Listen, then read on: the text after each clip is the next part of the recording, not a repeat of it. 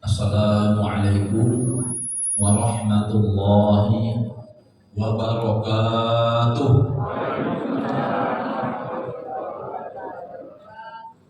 Alhamdulillahilladzi khada'a kullu syai'in bi'azamatihi. Alhamdulillahilladzi dzalla kullu syai'in li'izzatihi. Alhamdulillahilladzi tawadha'a kullu syai'in limulkihi. Alhamdulillahilladzi istaslama kullu syai'in liqudratihi. Asyhadu an la ilaha illallah wahdahu la syarika lah, syahadatan tunji qailaha minan nar. Wa asyhadu anna Muhammadan abduhu wa rasuluh an-nabiyyul mukhtar. Allahumma shalli wa sallim ala sayyidina Muhammad wa ala alihi wa sahbihi al-abrar. Amma ba'd. Faqala Allah Ta'ala fi kitabihil karim, a'udzu billahi minasy syaithanir rajim. Bismillahirrahmanirrahim. Falamma balagha ma'ahu as-sa'y qala ya bunayya inni ara fil manami anni azbahuk fanzur madza tara. Qala ya abati if'al ma tu'mar satajiduni insya'allahu minas sabirin. Faqala Nabi sallallahu alaihi wasallam, man kana lahu sa'a falam yudhih fala yaqrabanna musallana. Shadaqallahul azim wa shadaqa rasuluhun nabiyul karim wa nahnu ala dzalika minasyahidin wasyakirin walhamdulillahi rabbil alamin. Yang kami hormati ketua dan seluruh jajaran pengurus Masjid Al-Barokah, yang kami hormati dan kami muliakan Imam Khatib Bilal Gharib Masjid Al-Barokah, yang kami hormati seluruh tokoh adat, tokoh pemerintahan, tokoh masyarakat setempat, dan terkhusus seluruh jamaah setia Masjid Al-Barokah. Mudah-mudahan kebersamaan kita di malam hari ini akan dibersamakan Allah di surganya nanti. Apa kabar Bapak Ibu sekalian? Sehat? Sehat kantongnya?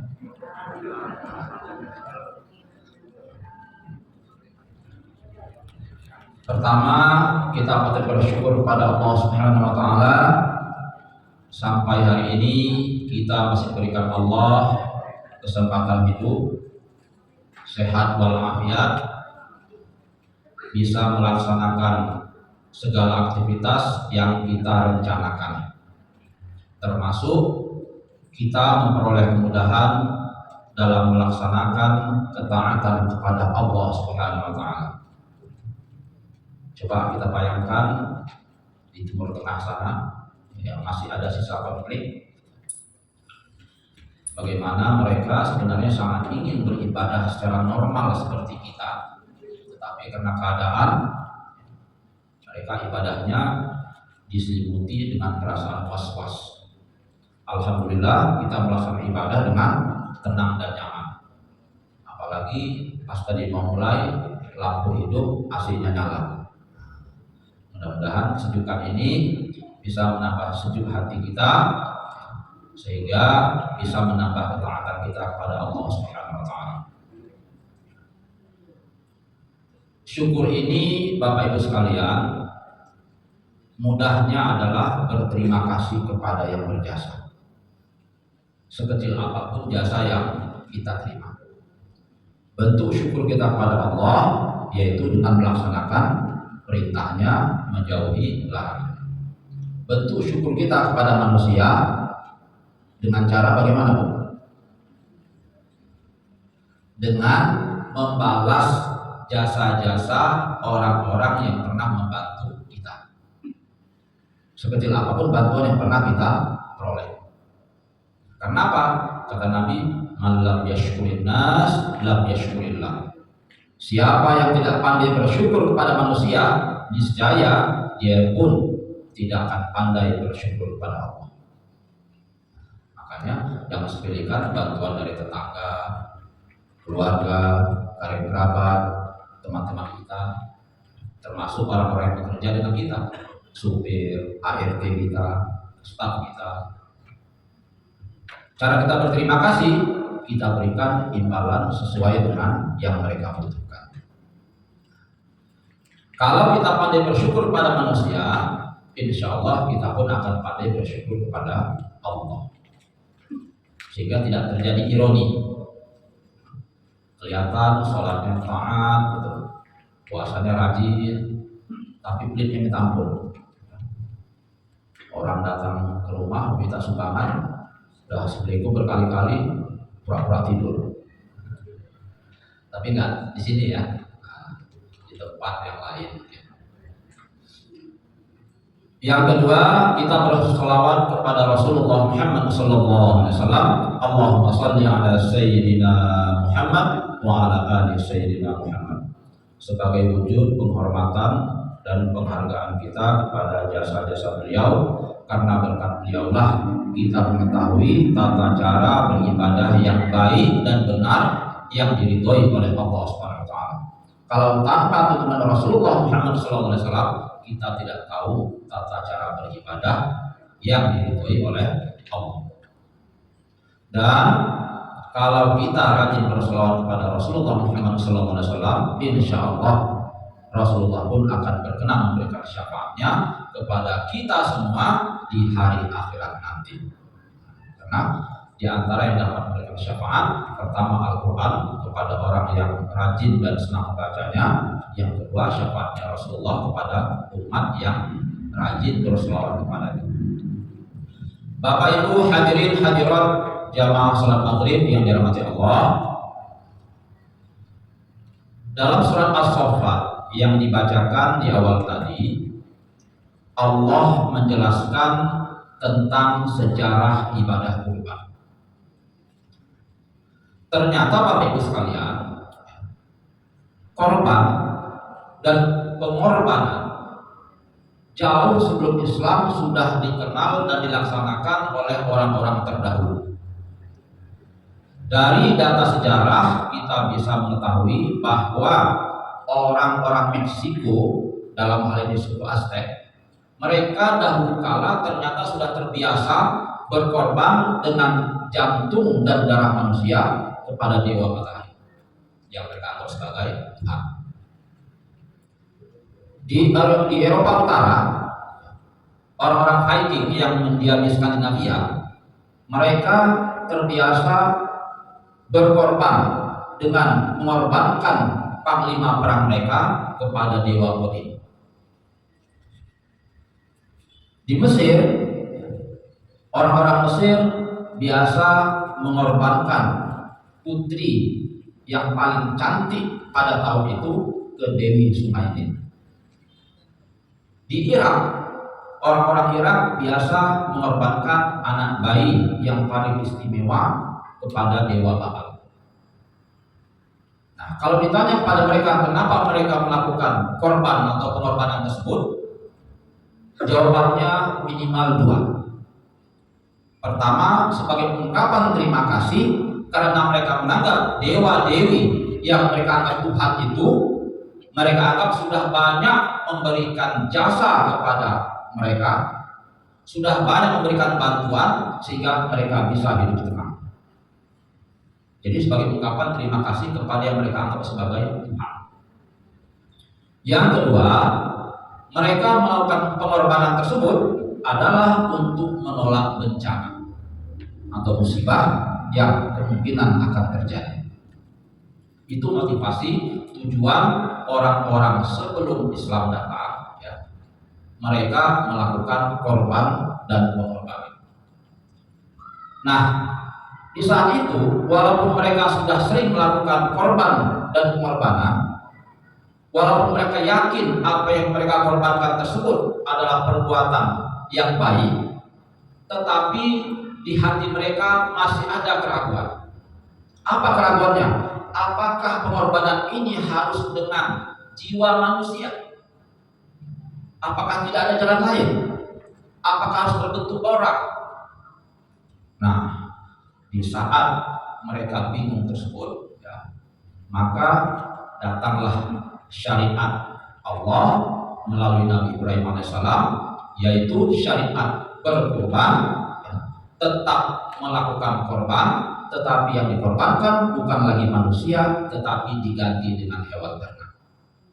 Nah, maka ya, ajaran Nabi Ibrahim ketika mereka ketahui, mereka pun sangat senang. Kenapa? Ini sebagai solusi.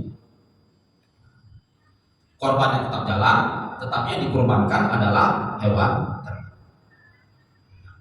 Bapak Ibu hadirin hadirat yang dimuliakan Allah Subhanahu wa taala, apa manfaat dari kurban? Kenapa Allah mensyariatkan kurban? Kurban kalau dari segi bahasa dari kata qurba, yaitu dekat. Tujuannya apa? Berkurban itu adalah untuk mendekatkan diri kita kepada Allah Subhanahu wa taala. Apa manfaat kurban? Disebutkan oleh Nabi Muhammad SAW, "Ma 'amila adamiyyun min 'amalin yawman nahri ahabbu ila Allah azza wa jalla min ihratin dam." Yang pertama, manfaat kurban kata Nabi, tidak ada satu amalan pun yang paling dicintai Allah Subhanahu wa taala yang dilakukan oleh anak Adam, yaitu dilakukan oleh manusia pada hari raya Idul Adha, kecuali penyembelihan hewan kurban. Jadi segala ibadah yang ada di hari raya Idul Adha itu semua kalah nilainya dengan penyembelihan hewan kurban. Jadi yang paling utama adalah ibadah kurban di hari raya Idul Adha. Dan 3 hari berikutnya disebut dengan Ayyam Tasyrik, hari tasyrik 11, 12, 13 Zulhijjah. Itu yang pertama. Lalu yang kedua, apa manfaat kurban yang lain?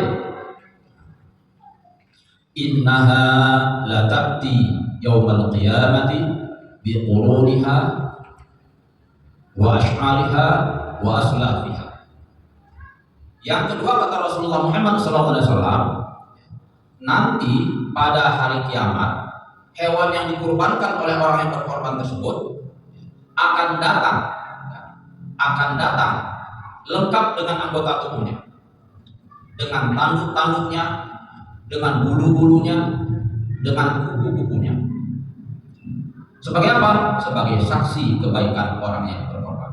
Dan masih yang lain disebutkan yang bersangkutan akan mendapatkan pahala sebanyak bulu-bulu yang melekat di hewan kurban tersebut. Nah, kira-kira satu kambing itu berapa bulunya? Ada yang pernah hitung, Pak? Satu sapi berapa bulunya? Itu untuk menunjukkan betapa besarnya pahala yang didapatkan oleh orang yang berkurban. Sampai nggak ada yang pernah mau kreatif ngitung satu-satu ya. Mungkin kena sakit banyaknya, repot juga mungkin. Itu menunjukkan bahwasanya ibadah kurban itu pahala yang sangat besar. Lalu yang ketiga disebutkan masih dalam kelanjutan hadis yang sama, innaha la ta'ti bi quruniha wa ash'ariha wa aslafiha.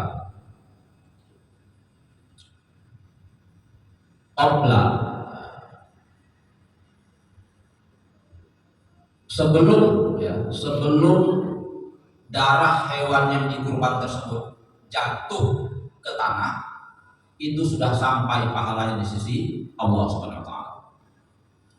Untuk menunjukkan betapa cepatnya ya, pahala yang didapat oleh orang yang berkurban, ya, dijelaskan dalam hadis itu, sebelum darah hewan yang disembelih tersebut jatuh ke tanah, itu pahalanya sudah sampai di sisi Allah Subhanahu wa taala. Coba kira-kira berapa detik itu? Itu kan sembelih, darahnya jatuh ke tanah. Itu kan mungkin 3-4 detik itu kan jatuh. Sebelum jatuh sudah sampai itu pahalanya di sisi Allah Subhanahu wa taala. Nah, jadi untuk menunjukkan pahala dari orang yang berkorban itu, selain mendapatkan pahala besar, dia cepat sekali mendapatkan pahalanya. Selanjutnya apa kata Nabi? Ala innal udhiyata minal a'malil munjiyah. Ketahuilah, pertegasan Nabi lagi, sesungguhnya ibadah kurban tersebut minal a'malil munjiyah, adalah ibadah penyelamat. Tunji sahibaha min syarrid dunya wal akhirah, yang akan menyelamatkan orang yang berkorban tersebut dari kejahatan dunia dan akhirat. Baik kejahatan yang datang dalam dirinya sendiri, bersumber dari dirinya, maupun kejahatan dari orang lain. Jadi secara tidak langsung ibadah kurban adalah sebagai benteng kita dari orang-orang yang akan berbuat jahat, dilindungi oleh Allah Subhanahu wa taala. Bahkan dalam hadis yang disebutkan bahwa hewan yang kita kurbankan tersebut nanti akan datang kepada orang yang berkorban, yang dapat dijadikan tunggangan orang tersebut menuju Allah Subhanahu wa taala. Jadi hewan yang kita kurbankan tersebut sebagai tunggangan kita menuju Allah Subhanahu wa taala. Jadi untuk menunjukkan betapa besar dan dahsyatnya ibadah kurban tersebut. Kenapa ini perlu kita kaji lebih lanjut? Sebagai motivasi. Sebagai motivasi bagi kita yang diberikan kelapangan rezeki, kelebihan harta, masa setahun sekali nggak mau berkorban atau nggak bisa berkorban. Saya Bapak Ibu sekalian, ini bukan termasuk riya, tetapi tahadus bin ni'mah. Ketika saya masih kuliah S2 dulu, itu saya biasa sehari itu nabung 2.000. Nabung 2.000. Ada pakai kaleng minum 2.000. Tiap hari 2.000. Kerasa begitu. Hanya itu kemampuan saya. Nah, ketika sebulan jadi 60.000. Setahun jadi berapa Pak? 700 dapat satu kambing misalnya. Kenapa saya melakukan itu? Karena saya terpikir, masa saya dari mulai balik sampai S1, masa terus terima daging kurban terus? Kapan ya saya bisa berkorban? Ya. Padahal kata Nabi kan, al-yadul ulya khairun minal yadis sufla. Tangan di atas itu ya lebih baik daripada tangan di bawah. Maka motivasi saya, semangat saya saat itu, ya Allah, terimalah sedekah saya ini. Kalau sampai 1 tahun nanti akan menjadikan biaya kurban. Nah, tapi kalau misalnya ada dalam perjalanan orang lain yang susah, dari sinilah nanti saya ambil. Jadi kalau ada orang minta sedekah atau minta apa, ada situ, bukan kali dulu. Jadi nggak mengganggu keuangan kita. Termasuk ketika kita bokeh, nggak ada duit, ya, kekurangan uang, ya, bukan kali itu. Ambil, ya Allah, pinjam 50.000 ya Allah. Ya, tulis kertas kecil, masukkan kertas itu. Jadi kita nggak terhina meminjam sama orang lain. Sudah ada duit lagi nanti, masukkan lagi 50.000. Ya Allah, ini sudah saya ganti. Ambil kertas tadi. Nah, artinya Bapak Ibu sekalian,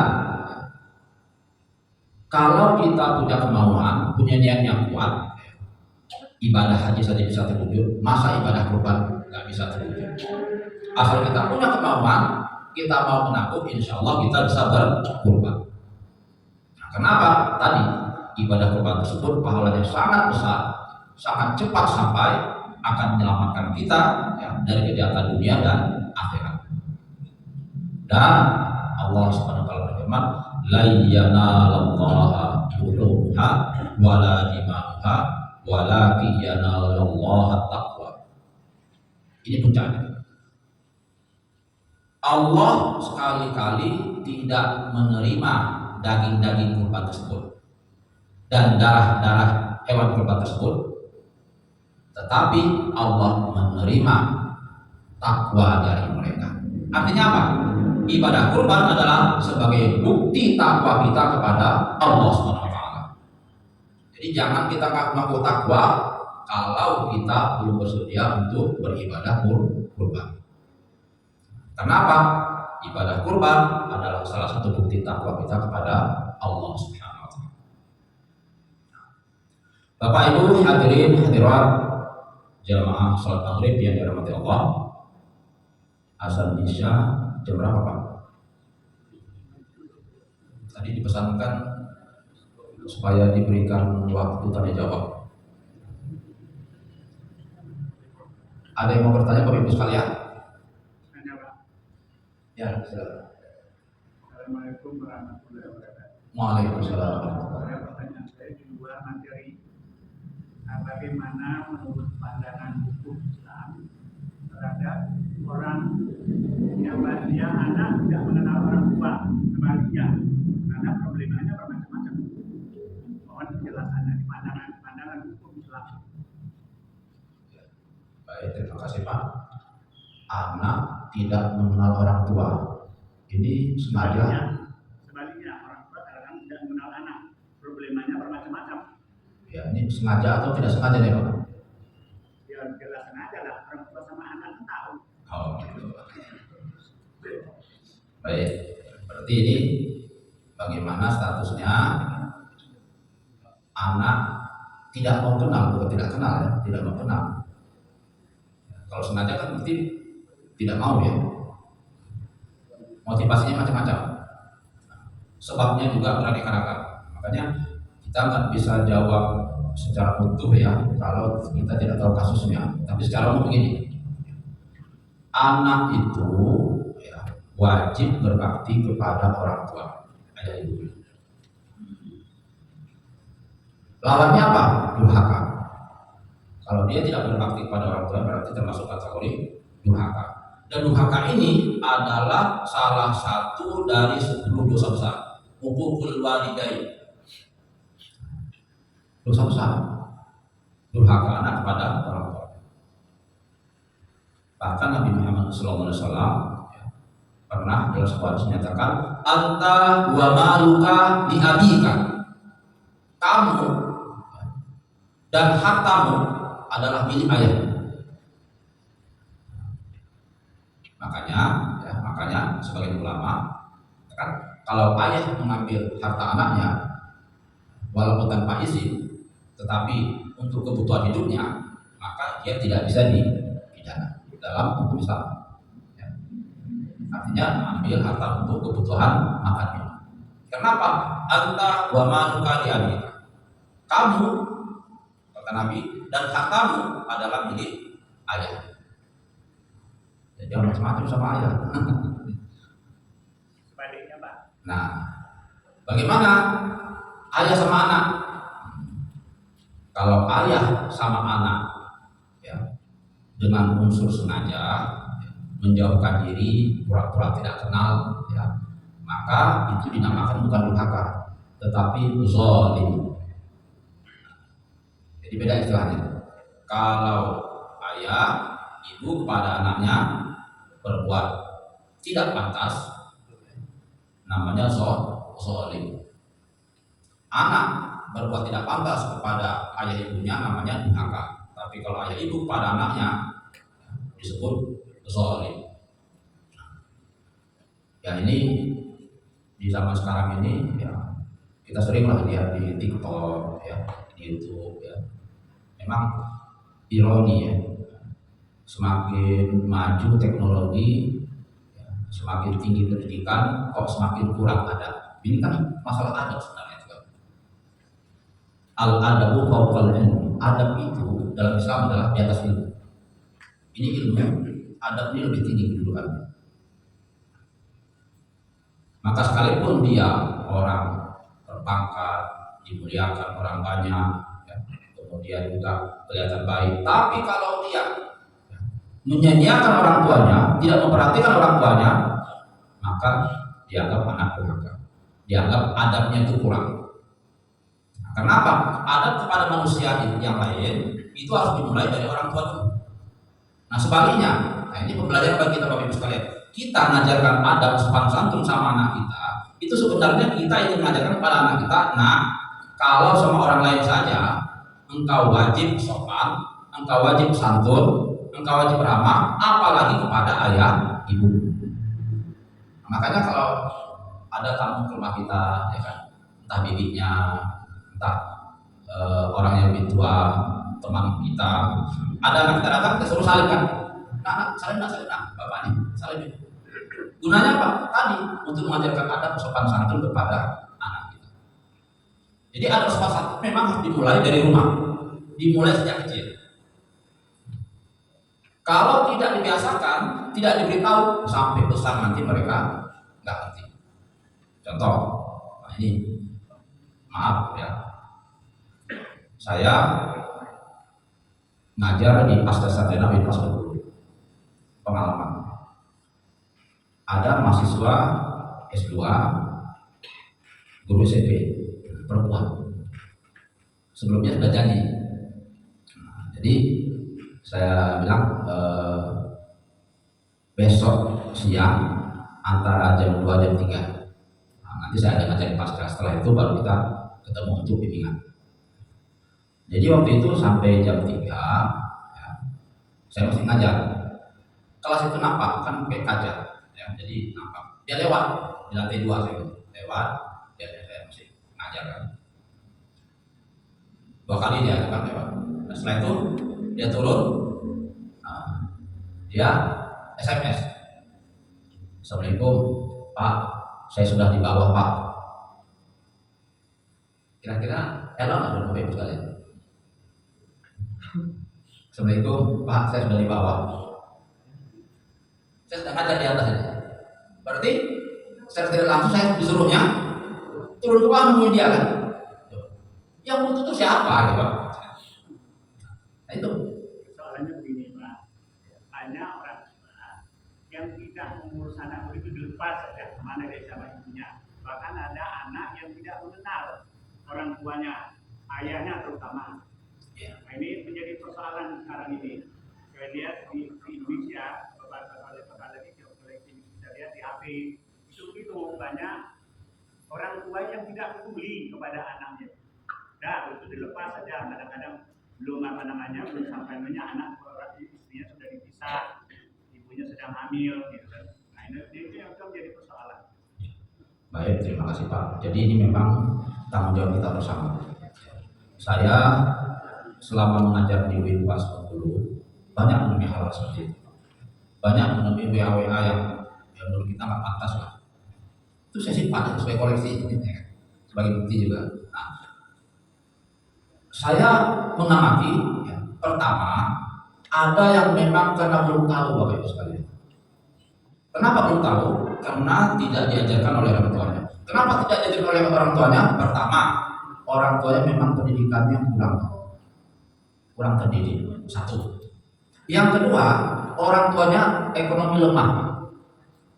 Jadi beberapa anak-anak itu saya perhatikan, setelah saya tanya, ya kan kalau bermasalah saya panggil, saya tanya. Ternyata bapak ibu itu sering nunggu di kebun, nunggu kopi, gitu kan. Jadi anak itu dibiarkan di rumah aja, berdua. Sehingga tadi ada sesuatu itu terlewatkan, bahkan maaf ya, sholat 5 waktu nggak diperhatikan. Yang lebih parahnya lagi pergaulannya juga agak bebas, karena orang tuanya di kebun, anaknya di rumah. Nah, yang kasus seperti ini, ya saya agak ngurut dada ya. Hampir kita kasih tahu, karena memang dia belum tahu nih, kita kasih tahu. Nah, adapun yang lain-lain, bisa jadi memang ketidakpedulian orang tua, ya, karena kurangnya ilmu. Sebenarnya Bapak Ibu sekalian, kalau ada kemauan, ilmu itu banyak itu di YouTube, banyak di Google, asal mau aja baca. Nah, nanya apa saja dijawab oleh Google itu. Nah, masalahnya, Bapak Ibu, kita itu seringkali ya membaca, menonton yang sifatnya hiburan saja, habis waktu untuk itu. Bukan nggak boleh, boleh silakan. Cuma tadi kita kurang memanfaatkan HP secara maksimal. Kita nggak harus buang HP, jangan, itu bermanfaat. Ya kan? Kita manfaatkan, baca berita, ya kan? Dengar murotal, dengar pengajian. Nah, masalahnya tadi mereka ini yang sering didengar, ditonton, yang sifatnya hiburan saja. Nah, sehingga kurang ilmu, karena kurang ilmu maka tidak bisa memberikan pencerahan, pengajaran kepada anak-anak. Sehingga anak-anaknya pun ya bertindak kurang pantas sama orang tuanya. Bukannya sama orang tua, sama orang lain juga sama. Nah, jadi kenakalan remaja ya itu dipicu yang pertama sekali adalah kegagalan pendidikan dalam keluarga. Itu Pak yang dapat saya jawab. Silakan Bapak Ibu kalau masih ada yang mau bertanya. Waktu tinggal 2 menit lagi. Saya tanya lagi Pak, saya masih perempuan. Ini orang tua ayah terutama itu kadang-kadang tidak dikenal oleh anaknya karena memang tidak pernah mengenalkan diri, begitu dilepas saja gitu anaknya.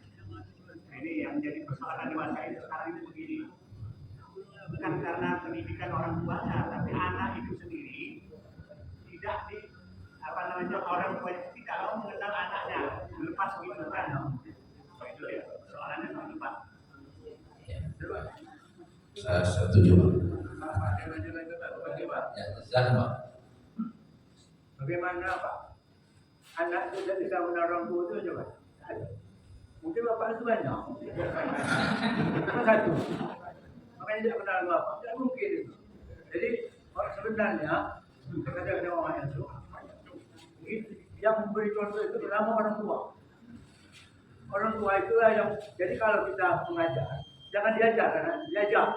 Kalau guru ngajar, tapi kalau orang tua ngajar. Jadi ayo nak kita situ, jangan suruh, bukan nyuruh tapi ngajar. Itu maksudnya. Jadi tidak mungkin anak tidak kenal orang tua kalau orang tuanya bagus. Terima kasih Pak. Setuju. Nah, jadi yang perlu itu adalah keteladanan dari ayah ibu. Jadi dalam istilah Arab itu ada yang namanya lisanul hal afsahu min lisanil maqal. Bahasa perbuatan, bahasa contoh itu lebih fasih, lebih berkesan daripada nasihat dengan kata-kata. Tadi kata Bapak ngajar. Nah, kita contohkan sama anak kita. Mudah-mudahan kalau kita sudah punya niat baik, sudah berusaha sekuat tenaga, kita mohon doa kepada Allah SWT supaya anak kita dilindungi ya dari mara bahaya, dijadikan anak-anak yang soleh dan solehah. Insya Allah Allah akan meridhai niat baik kita tersebut. Semoga Allah selalu membimbing hidup kita ke jalan yang benar dan semoga kita bisa selamat dunia akhirat. Demikian yang dapat kami sampaikan, lebih kurang kami mohon maaf. Billahi taufiq wal hidayah, wallahul muwaffiq ila aqwamit thoriq. Wassalamualaikum warahmatullahi